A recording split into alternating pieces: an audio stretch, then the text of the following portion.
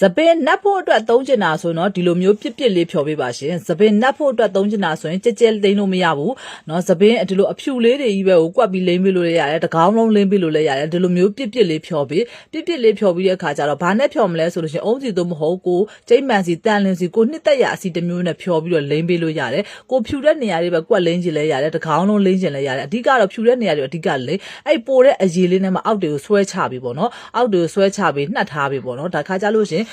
စပင်းလေးလည်းပြန်ပေါက်စေတယ်တန်စေတယ်အဓိကတော့ကိုလိန်ကိုအဓိကဖြူကျင်တဲ့နေရာတွေပေါ့နော်ဖြူကျင်တဲ့နေရာတွေအဓိကရွှဲရွှဲလေးသာဆွဲပေးပါရှင်ဒါပေမဲ့ချက်ချင်းဆိုးချက်ချင်းနဲ့တဲ့